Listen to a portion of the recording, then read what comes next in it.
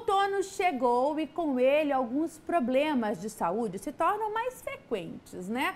Isso porque com a queda das temperaturas e o clima seco, a imunidade pode ficar mais frágil mesmo. Com isso, o nosso organismo fica mais vulnerável para algumas doenças, principalmente alergias, gripes, resfriados, não é?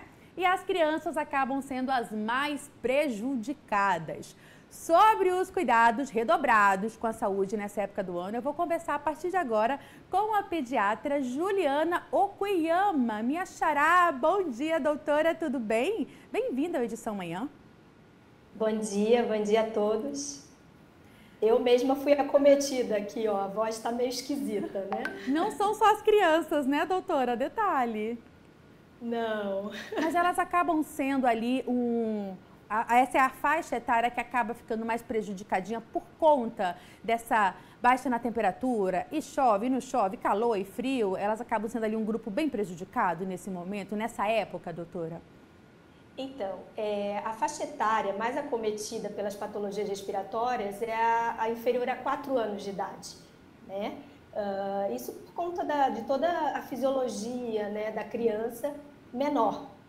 Então, elas realmente, principalmente abaixo de 2 anos, elas são acometidas com maior gravidade, que é a chamada bronquiolite viral aguda, que lota, né, os hospitais e as unidades de internação e enfermaria e unidades de terapia intensiva. Doutora, você já citou aí uma dessas, né, enfermidades, uma dessas doenças mais frequentes. Existem outras que todo ano é a mesma coisa? Uma alergia mais comum, um resfriado, uma gripe? Quais são as mais frequentes aí que chegam ao seu consultório?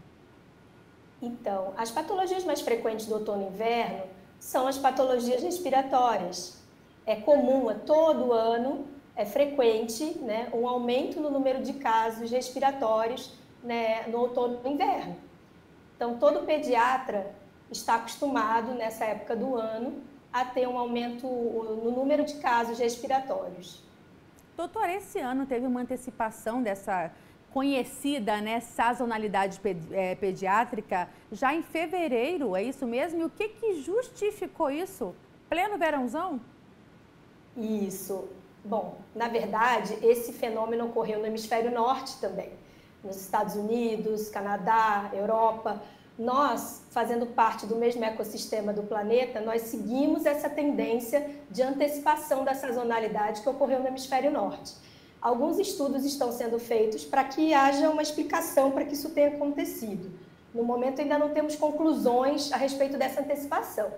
O que nós estamos observando aqui no nosso país é justamente o reflexo do que aconteceu no restante do planeta. E a gente pode dizer que, de alguma forma, o confinamento ali durante a pandemia, tudo bem, já voltamos a essa realidade, né, essa normalidade, digamos assim, já há algum tempinho, mas, de alguma forma, esse confinamento gerou repercussão imunológica? Mudou alguma coisa no sistema imunológico, especialmente das nossas crianças pititicas menores? Sim. O que acontece? A imunidade da criança, o sistema imunológico da criança é um sistema imunológico em desenvolvimento. Ele é imaturo. Ele só vai ficar parecido com o sistema imunológico do adulto por volta dos 12 anos, por volta da adolescência.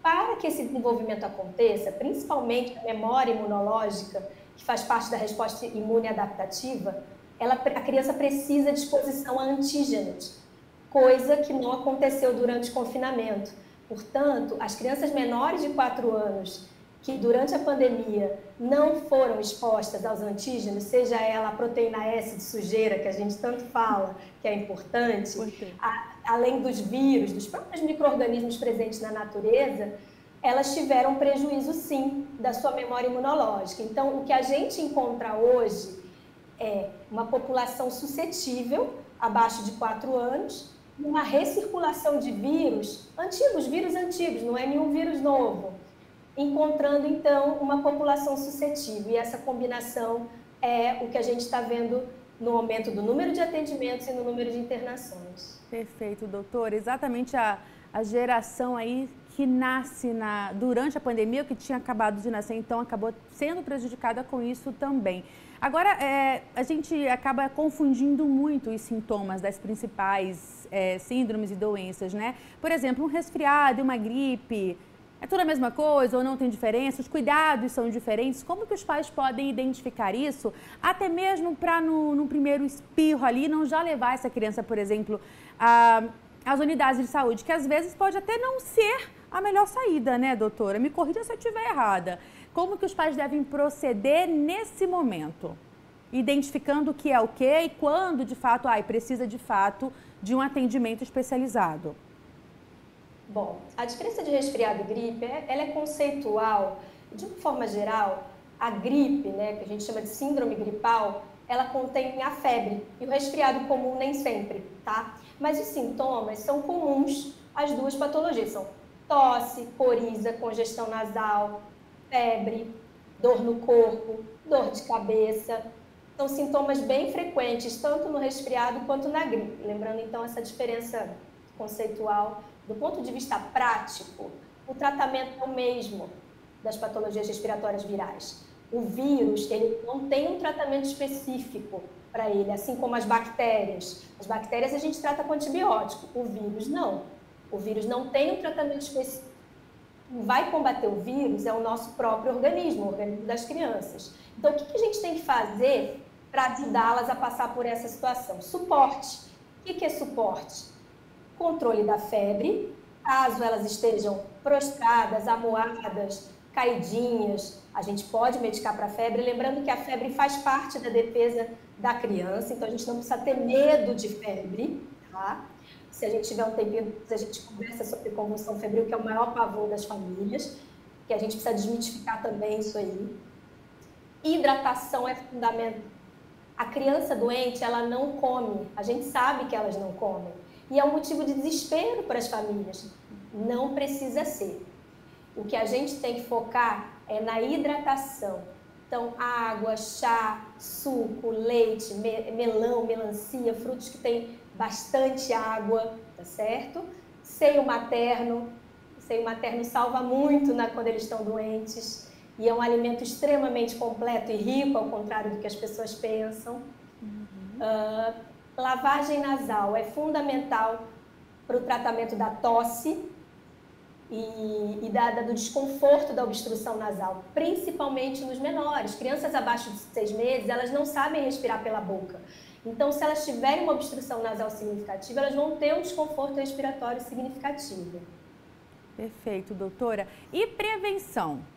Meu filho não está ainda, ainda não está com essa questão toda da síndrome gripal, não foi atingido ainda aí com essas doenças. Espero que não seja, né? Vamos colocar assim a dona de casa lá pensando. O que é que eu posso fazer para prevenir? A criança tem que ir para a creche, tem que ir para a escola. E aí, doutora?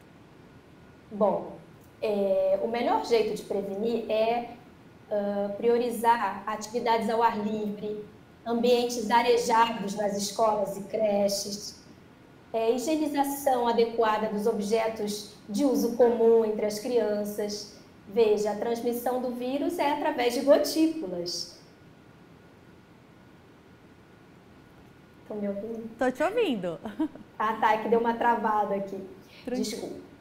Então, é basicamente priorizar atividades ao ar livre, mesmo dentro das escolas. Isso pode ser feito. É o básico, né, doutora? A questão da higienização também das mãos, que a gente aprendeu tanto na pandemia. Ensinar também as crianças, os filhos ali em casa, desde pequenininho, porque eles podem também ali na escolinha, sabendo fazer isso também ajuda a evitar problemas, né? E eles aprendem com muita facilidade. Sim. E ensinam, né? Essa que é a verdade. Sim. Doutora, quero agradecer muito, viu, as suas informações. Tenho certeza que trouxe muita clareza para os pais que estão em casa. E assim, todo ano é a mesma coisa, né? Então, se puder prevenir e cuidar, melhor ainda. E se cuide também, viu? Muito obrigada.